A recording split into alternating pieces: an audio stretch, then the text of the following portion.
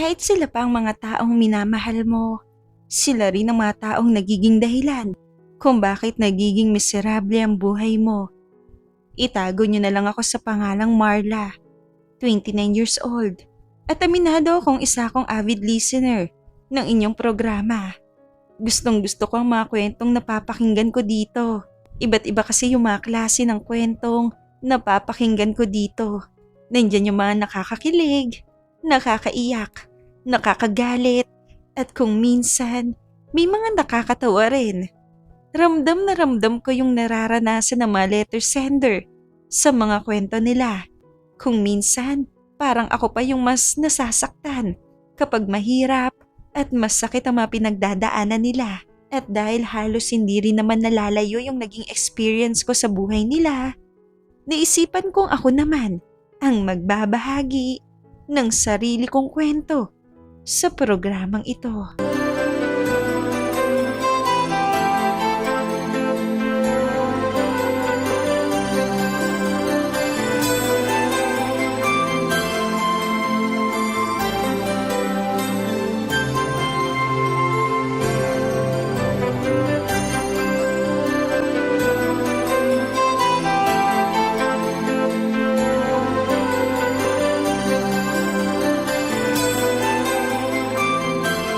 Hoy, Marla, nandito ka na pala. Kasama mo ba yung taong pinakapaborito ko sa buong mundo? Papa, wag nga ho kayong OA. Masyado ka namang seryoso, anak. Tinatanong ko lang kung kasama mo yung boyfriend mo. Opo, kasama ko po si Jordan. Tito, kumusta po? Miss nyo na po kagad ako last week lang po Dumalaw naman ako dito sa bahay nyo Alam mo naman yung isang linggo parang isang taon na sa amin ng tita mo kapag hindi ka namin nakikita Grabe naman po kayo, Tito. Ganun ba talaga yung pagmamahal nyo para sa akin? Abay, syempre naman. Ikaw yung magiging future manugang namin kumusta nga pala yung buhay-buhay natin dyan? Okay naman po. Natapos ko na rin po yung project na matagal ko nang pinaghihirapan. Aba, ayos yan di siguradong tuwang-tuwa rin yung mga boss mo sa office. Sinabi nyo pa, Tito. Lahat naman masaya para sa akin Itong anak nyo lang talaga yung galit sa akin ngayon. Pwede ba, Jordan? Huwag mo na akong sinasali sa usapan. Kung gusto mo magpabida kay Papa, huwag mo na akong dinadamay. Anak, huwag mong inaaway yung boyfriend mo. May achievement na nga siya sa trabaho galit ka pa sa kanya. Ay nako, kung alam niyo lang po kung ano yung kasalanan niya sa akin. Kung ano man ang atraso ni Jordan sa'yo, siguradong mababaw lang yan. Kalimutan mo na lang yung inis mo at maging masaya ka na lang para sa boyfriend mo. Ano pa bang bago? Siya na naman yung kakampihan niyo, imbis na ako. Andyan na ba si Jordan? Halika na, iho. Saktong-sakto, nakapagluto na ako. Kumain ka na dito. Aba, ayos din Dumating din naman akong pagod dito sa bahay. Pero ibang tao yung niyaya nilang kumain. Hoy Marla, ano bang problema mo? Kararating mo lang dito sa bahay, nang-aaway ka na naman. Hindi ko nga maintindihan yung anak mo Siguro napagalitan na naman sa trabaho yan kaya mainit yung ulo. Tsaka hindi ibang tao si Jordan sa atin. Kung nag-away kayong dalawa, wag mo kaming idamay ng papa mo. Tito, tita. Pasensya na po kay Marla. Nainis lang po siya sa akin ngayon kasi po hindi ko po kasi siya agad na sundo. Gusto mo bang sabihin ko kung bakit nalilate ka ng pagsundo sa akin? Marla, wag mo nang palakihin pa ang problema, okay? Nagpaliwanag na ako sa'yo, di ba? Sa tingin mo ba kontento na ako sa paliwanag mo? Tanga lang yung maniniwala sa'yo Tumigil ka na nga, anak. Ang saya-saya naming lahat dito tapos sisirain mo yung araw namin Mababaw lang yung problema mo pinapalala mo pa. Kung walang kwenta yung inis na nararamdaman mo, sarilihin mo na lang.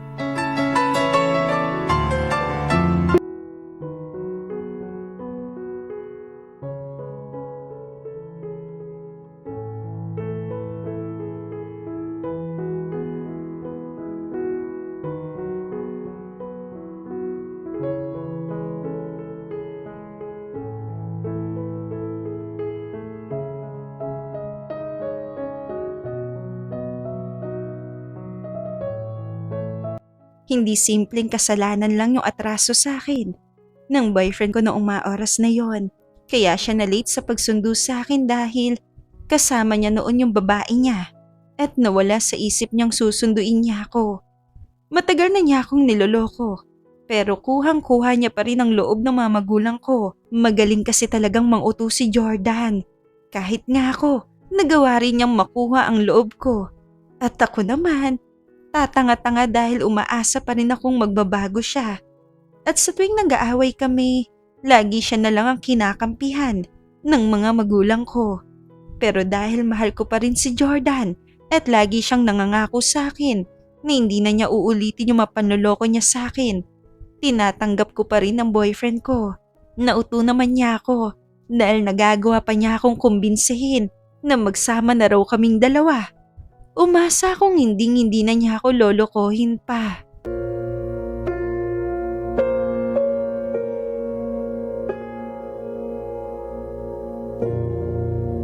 Jordan, pwede bang patayin mo muna yung laptop mo at mag-usap muna tayo? Mamaya na. Pag hindi mo binitawan yung laptop mo, wawasakin ko yan. Hindi ako nagbibiro. Teka lang naman. Masyado namang mainit yung ulo mo eh. Chill ka nga lang dyan. Hindi mo ako sineseryoso eh. Uminahon ka lang. Papatayin ko na yung laptop. Ano ba yung pinagpuputok ng butsi mo dyan? Ang galing no? Hindi mo alam. Sigurado ka? Gagawa ka ng kasalanan tapos bigla mong kakalimutan? Hindi Aba, kong... Ibang klase ka rin eh. Hindi ko nga alam yung sinasabi mo eh. Pwede ba? Huwag mo nga akong gawing manghuhula dyan. Diretsahin mo na lang ako. Okay, sige.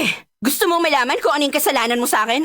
Ayan, basahin mo kung ano yung nakalagay dyan sa cellphone mo. At bakit nasa iyo yung cellphone ko? Di ba ang sabi ko sa'yo, huwag mong pinapakailaman ito? Kaya ayaw mong hinahawakan ko yung cellphone mo kasi nabibisto ko yung mga kalokohan mo? Hindi yun ang punto ko dito. Ikaw, dapat hindi mo pinapakailaman yung gamit na hindi naman sa'yo. Yan nga yung dahilan eh. Kaya nga ayaw mong pakialaman ko yan kasi nahuhuli kita. Lahat talaga ng palusot mo, gagawin mo sa akin. Oh, yan sige. Basahin mo yung nakalagay dyan. Ayokong basahin yan.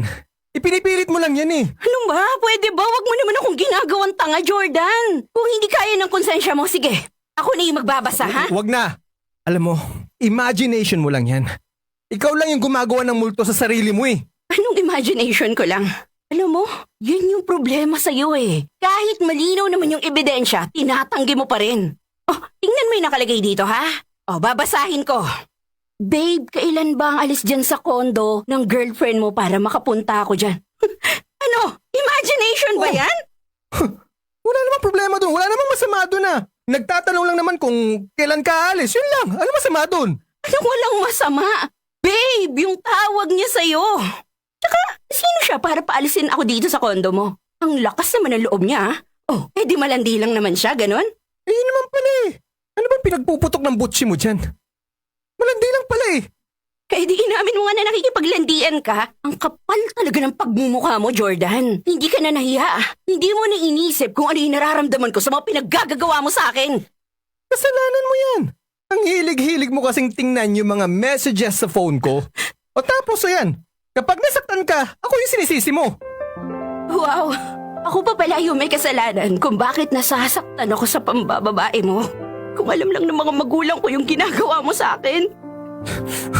Okay. Sige, go! Sa tingin mo ba ha? Kung magsusumbong ka, makikinig sila sa'yo? Pwede ba? Huwag mo na nga pasakitin yung ulo nila. Problema natin to. Kaya huwag mo na silang idinadamay pa dito. Ayusin na lang natin to ng tahimik, okay ba yon? Ganun din naman eh. Sa huli, patatawarin mo rin ako.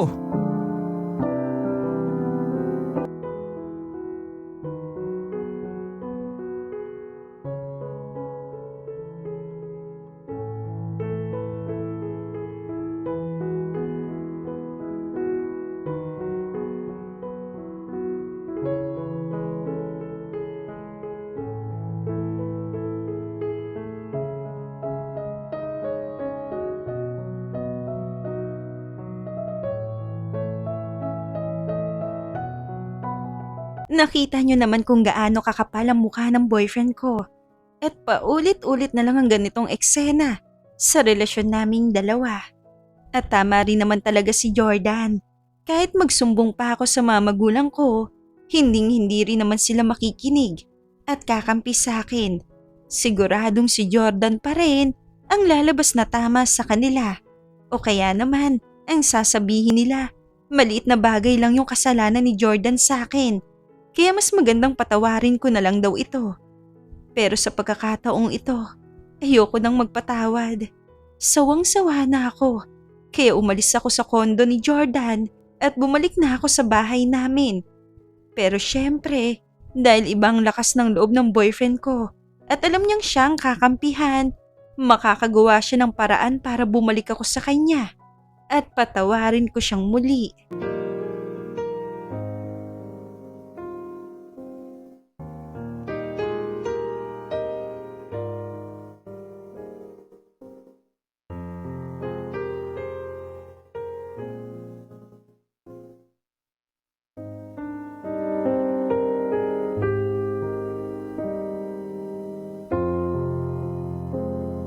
Anong ginagawa mo dito? Ang lakas naman ng loob mong pumunta dito sa bahay namin pagkatapos ng ginawa mo sa akin. Anak, uminahon ka lang. Kararating lang ng boyfriend mo ganyan pa yung salubong mo sa kanya. Papa naman! Hindi naman maliit na bagay yung kasalanan niya eh. Ano gusto niyong gawin ko? Matuwa ako sa kanya? Hindi naman sa ganon. Pero ang akin lang lahat naman ng tao nagkakasala. Binibigyan ng tsansa. Marami na po akong ibinigay na chance sa kanya. Pagod na po ako, Papa. Kung marami na pala yung naibigay mo di damihan mo pa. Naririnig niyo ba yung sarili niyo? Hindi niyo po ba maintindihan na ayoko na ho sa kanya? Alam mo sa sarili mong hindi totoo yan. Niloloko mo lang yung sarili mo, Marla. Mahal mo pa rin si Jordan Hindi naman po yung pagmamahal ko sa kanya yung pinag-uusapan natin dito pa. Paulit-ulit na po kasi yung mga kasalanan na ginagawa niya sa akin. Pero kasama sa relasyon yan Hindi naman pwedeng puro saya lang ang nararanasan nyo. Kung minsan, may pagkakamali at para maging maayos yung problema, dapat pinag-uusapan yung dalawa. Hindi na. Wala na po akong balak na makipag-usap pa sa kanya. Kapag mahal mo ang tao, hindi mo pwedeng hindi ka usapin. Pinayagan ka namin ng mama mo na magpalipas na muna dito. Kaya ngayon, pakikinggan natin yung boyfriend mo. Hindi na po ako interesado sa mga sasabihin niya pa. Tumahimik ka na dyan, Marla ha. Napapagod na rin ako sa pagmamatigas mo Inaayos ko na nga yung relasyon nyo sige, Jordan, magpaliwanag ka. Ano ba yung nangyari? Tito, sorry po talaga. Malaki po yung naging kasalanan ko sa anak nyo. Alam mo, iho, tama yung ginagawa mo. Nakagawa ka ng kasalanan pagsisihan mo. At nandito ka para humingi na dispensa. Gusto ko yan. Maraming salamat po, Tito. Sa totoo lang po, hiyang-hiya na po talaga ako sa inyo. Ay, ang galing no? Pero nung nambabae ka, nawala yung hiya mo. Marla naman, nag-uusap na tayo ng maayos dito Huwag mo nang ginugulo. Nasisira yung magandang pundasyon ng usapan. Jordan, ano ba yung naging kasalanan mo sa anak ko? Bakit niyo po siya tinatanong pa? Di ba alam niyo na kung anong ginawa niya sa akin? Gusto kong manggaling mismo sa kanya kaya ako siya tinatanong. Ako yung nagsasalita dito kaya huwag ka na sumisingit dyan. Jordan, sige na. Huwag mo na lang pansinin tong si Marla. Tito, nang bababae po kasi ako. Pero Tito, pinagsisisihan ko na po yung naging pagkakamali ko na yun. Hindi ko rin po kayang mawala yun sa akin yung anak niyo si Marla. Alam ko pong malaki yung naging kasalanan ko pero sana naman po papatawad niyo na rin po ako. Yun naman pala di tapos na yung problema. Tapos na yung usapan. Basta sa akin, lalaki kang pumunta dito sa bahay at umarap ka sa akin. Inamin mo at pinagsisisihan mo yung ginawa mo pinapatawad ka na namin ng tita mo. Pa, ano ba? Seryoso ba talaga kayo? Niloko ko ng lalaking yan tapos patatawarin niyo na lang siya ng ganun-ganun na lang? Oo naman. Bakit ka ba nagagalit sa akin? Dapat nga ikaw din patawarin mo na rin yung boyfriend mo Grabe, pagkatapos na lahat ng kasalanan niya sa akin, bakit ko naman gagawin yun? Anak, bihira na sa mga lalaking kayang maglakas ng loob na harapin kung ano yung naging kasalanan nila sa babae. Maswerte ka nga dyan kay Jordan Kung ibang lalaki siguro yan baka tinakasan ka na lang yan. Pero hindi yun yung ginawa ng boyfriend mo. Umarap siya dito at humingi ng tawad. Mahal ka niya kaya patawarin mo na siya.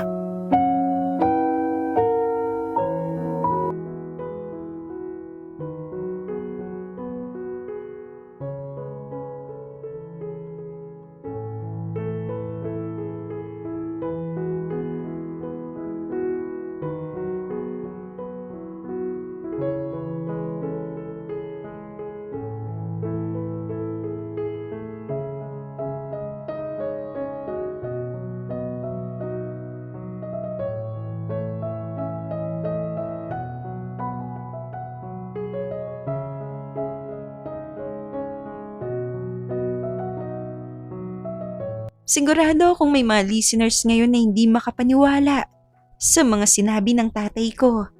Kung kayo mismo ay hindi makapaniwala at hindi matanggap ang mga narinig ninyo, mas lalo naman ako. Pero ganyan talaga ang mga magulang ko. Kahit na malinaw nang niloloko ang anak nila, wala pa rin silang pakialam. Ang mahalaga pa rin sa kanila, paborito nila si Jordan.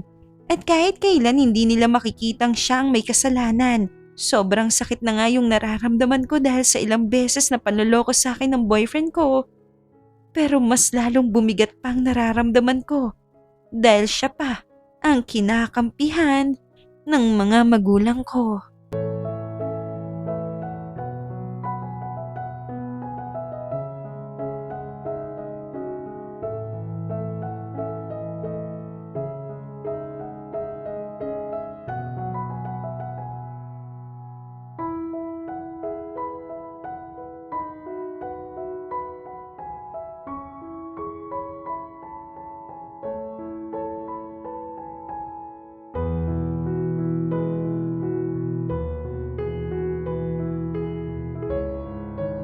Kahit pinilit pa ako ni Papa, hindi ko pinatawad si Jordan dahil sobrang sakit ng ginawa niya sa akin. At dahil hindi ko sila pinagbigyan, ang mga magulang ko naman ang nagalit sa akin. Alam kong unfair at masakit para sa akin yung nangyari pero wala akong magagawa. Talagang paborito nila si Jordan eh. Pero naniniwala pa rin akong mababago ko ang isip nila tungkol sa boyfriend ko kung magpapakita ako ng ebidensya na magpapatunay na niloloko ko ni Jordan. At nambababae nga siya. Hanggang sa dumating na nga ang pagkakataong yun. Noong meron akong natanggap na mga pictures at screenshots ng mga conversations sa isang taong hindi ko kilala. Malinaw na malinaw ang mga ebidensyang nakuha ko. At siguro naman magagawa ko ng kumbinsihin ng mga magulang ko.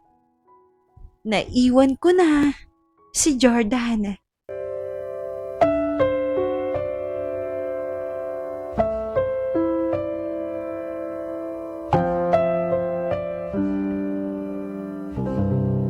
Pa, Ma, pwede ko po ba kayo makausap? Sandali lang ho to. Importante lang. Ayoko. Hanggang ngayon nga hindi mo pa rin kinakausap si Jordan Hanggat hindi mo pa pinapatawad yung boyfriend mo, wag mo muna kaming kausapin ng mama mo. Tungkol nga po kay Jordan to, kaya po gusto ko kayong makausap. Aba kung pinatawad mo na si Jordan at nakapag-usap na kayo ng maayos, di okay na tayo. Kailan ba dadaan ulit dito yung boyfriend mo? Gusto ko sana siyang kausapin para dun sa negosyo Pa, Ma, hindi po yun yung ibig kong sabihin Hindi pa po kami nakakapag-usap ni Jordan. Ang akala ko ba tungkol kay Jordan to?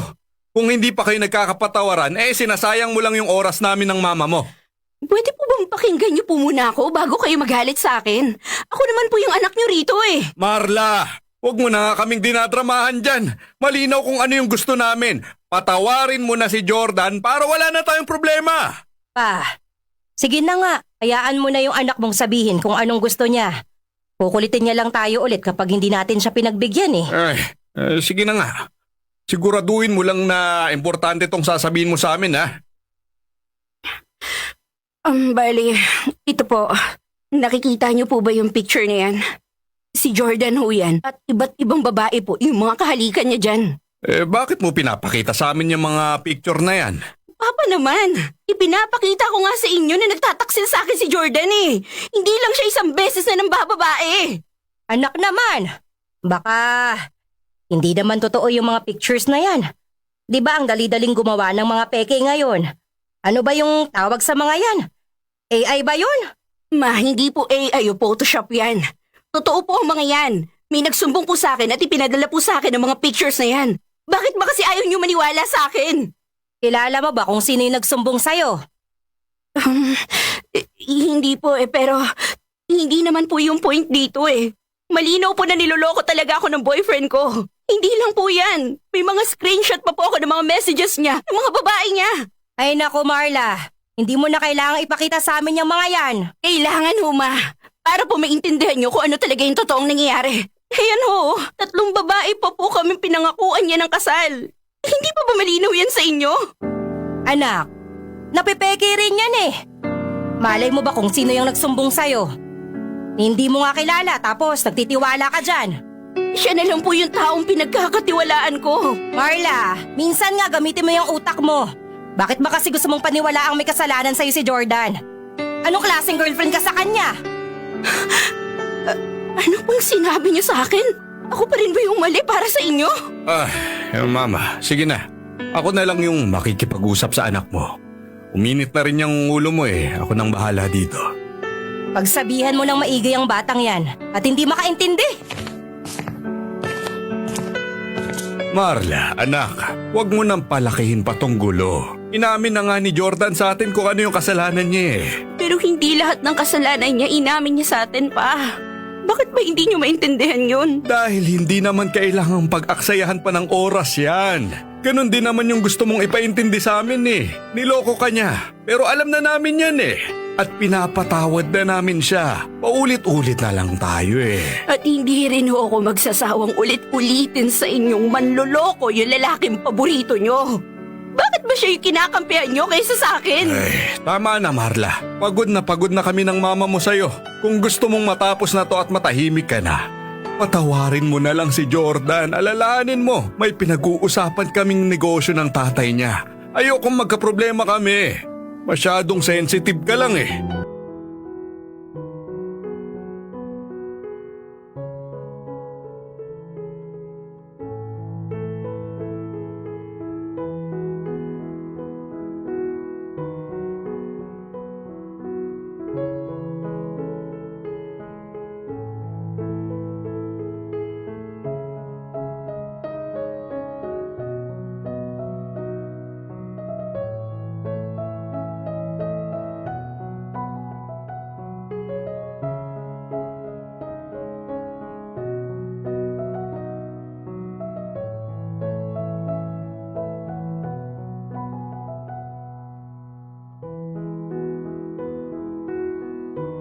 Kahit ano pa pala ang gawin ko at kahit malinaw naman yung mga ebidensyang niloloko ko ng boyfriend ko, mapupunta lang din sa wala.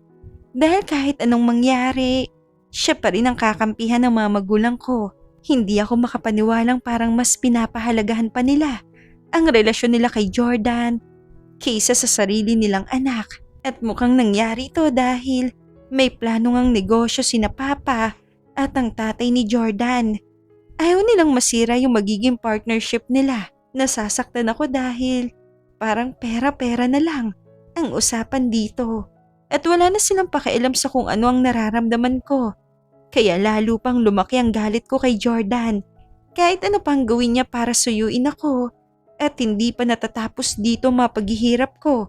Dahil may naisip pa silang gimmick para patawarin ko ang boyfriend ko.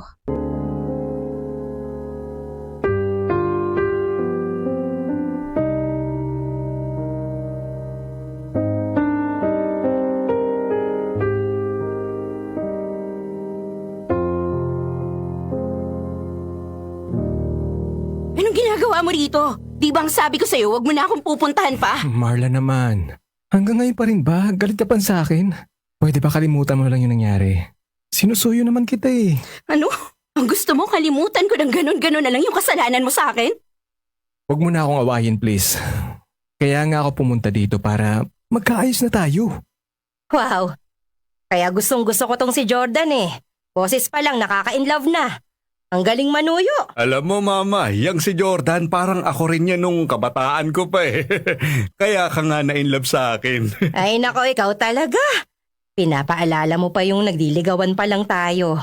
Pati na rin yung araw na sinagot din kita. Ganun ho ba ma? So, ang ibig niyo po bang sabihin, kapag niloloko kayo ni Papa, pinapatawad mo lang siya? Marla, kausapin mo kami na maayos ng mama mo ha. Mga magulang mo kami. Jordan, sige na. Simulan mo na. Sige po.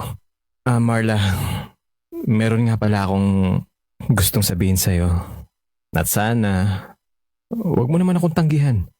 Teka, ano ba yung sasabihin mo sa akin? At sino ka para magdemand na huwag kitang tanggihan? Ikaw nga tong malaki yung kasalanan sa akin eh. Anak, masayang araw na ito para sa amin. Parang awa mo na, wag mo namang sirain. Isipin mo rin yung kaligayahan naming lahat. Huwag ka nang magsasalita. Hayaan mong maumpisahan na ni Jordan kung anong dapat niyang gawin. Sige na, iyo. Opo. Salamat po. Marla, alam kong marami na tayong mga pinagdaanan, mga pagsubok na nalagpasan. Kahit nga ngayon, may problema na naman tayo. Pero naniniwala akong mas pipiliin mo pa rin yung naramdaman mo para sa akin. Ganyan nga, Jordan. Sige lang, ituloy mo lang yung mga sasabihin mo sa anak ko. Sige po. Marla, alam kong marami akong mga naging kasalanan sa'yo. Hindi naman talaga ako perpekto eh. Tao lang din ako. Nagkakamali rin ako. Pero humihingi pa rin naman ako ng paumanhin sa lahat ng mga nagawa ko. Kaya sana naman mapatawad mo na rin ako, please. Sus! Nagmana lang sa akin yung anak ko, Jordan. Nagpapakipot lang yan. Pero ang totoo, napatawad ka na niyan. Ganun po ba, tita? Maraming salamat po ha. Nakita mo naman, Marla, botong-boto sa akin ng mga magulang mo. Kaya sana naman, huwag mong tatanggihan yung alok ko sa'yo. Ayan na, Papa. Malapit na. Nakakakilig talaga. Nakikita ko na yung sing-sing. Huwag ka na maingay, Mama. Baka hindi pa matuloy ito eh. Hayaan na natin si Jordan. I love you, Marla. Kahit marami na akong naging kasalanan sa'yo, alam kong ako pa rin ang pipiliin mo. Kaya, ang tanong ko sa'yo, Marla, will you marry me? Marla, anong isasagot mo kay Jordan? Huwag mo kaming ipapahiya ha. Alam mo naman kung ano yung hinihintay namin sa'yo eh. Jordan, I'm sorry pero masasabi ko lang, no, I will not marry you. Hindi ako magpapakasal sa lalaking ilang beses ako niloko. Kahit magalit pa sa akin ng mga magulang ko, hindi na ako magtitiwala pa sa'yo.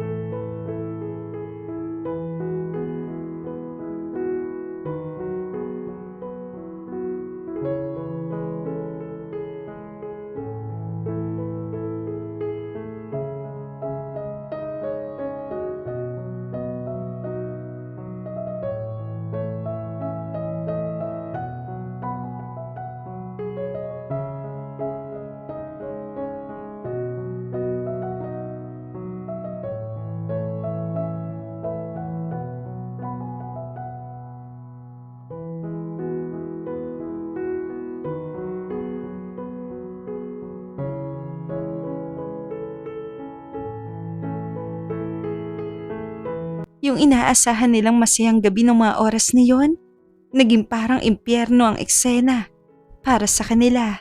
Hindi ko maintindihan kung bakit umaasa pa silang mauutupan nila ako sa mga pakulo nila. Galit na galit sila at sinisigawan ako ng mga magulang ko noong mga oras na yon. Habang nagmamakaawa naman si Jordan sa akin para patawarin ko siya. Pero malinaw na sa akin ang lahat. Hindi ko na kayang makasama pa sila sa buhay ko. Kung sino pang mga taong inaasahan kong magmamahal sa akin, sila pang nananakit sa akin. Kaya nagdesisyon na akong umalis sa bahay kinabukasan. Naganap na ako ng ibang matitirhan. Alam kong hindi magiging madali para sa akin to pero mas pipiliin ko na lang na lumayo kaysa lalo pa akong masaktan at mahirapan.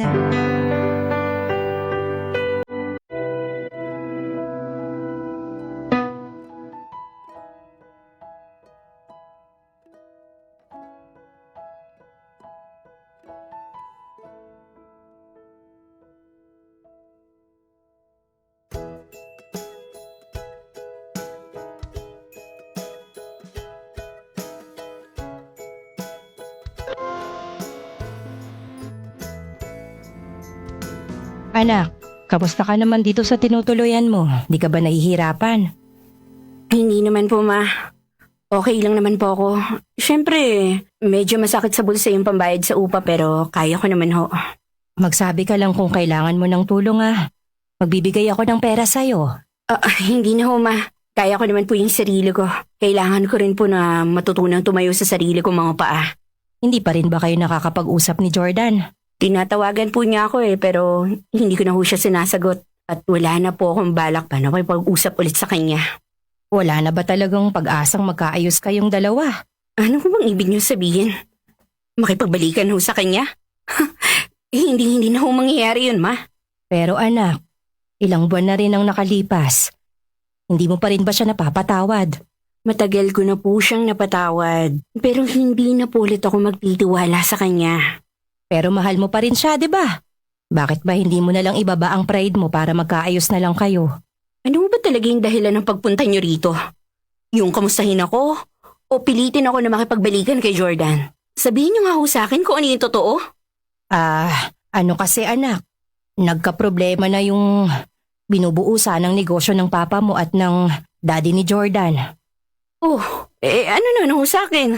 Ano pong kinalaman ko dyan sa negosyo nila? Sila naman ho yung magkausap dyan. Ito na nga yung sinasabi ng papa mo. Kaya gusto niyang magkaayos kayo ni Jordan eh. Siyempre, ang gusto ng tatay niya, wala na kayong problema at matutuloy na ang kasal niyo. Paano nga naman sila magnenegosyo kung hindi naman kayo magkakatuluyan? Okay. Kaya pala ako pinipilit ni Papa. Sa akin kasi nakasalalay yung negosyong pangarap niya. Alam ko naman ho yun, May. Kaya nga po masama yung loob ko. Di para bang mas pinili niya pa yung negosyong yan kaysa sa sarili niyang anak? Huwag ka naman magsalita ng ganyan sa tatay mo. Ang gusto lang niya maging maayos ang lahat sa pamilya natin. Bakit hindi rin siya pumunta dito para kausapin ako? Kayo pa po yung pinapunta niya? Alam niyo, kuminsan tuloy, napapaisip ako kung talagang may pagpapahalaga siya sa akin. Baka nga, pati kayo napipilitan na lang nakausapin ako. Anak, ang sakit mo namang magsalita. Mahal na mahal ka namin ng papa mo. Ayaw lang namin na sinusuway mo kami. Yun nga yung problema ko sa inyo Ang iniisip niyo lang kung ano yung gusto niyo para sa akin. Paano naman yung gusto ko mangyari para sa sarili ko, ma? Pero anak, marami na kaming pinagdaanan ng papa mo. Kaya alam namin kung ano yung makakabuti para sa'yo. Ayaw mo lang na makinig sa amin Nakakabuti ba sa akin na ipagpilitan niyo ako sa lalaking ilang beses na ako niloko? Hindi niyo ba naisip kung ano yung nararamdaman ko sa ginagawa niyo sa akin? Sawa-sawa na po ako masaktan. Ako naman po yung alalahanin niyo at hindi yung mga sarili niyo.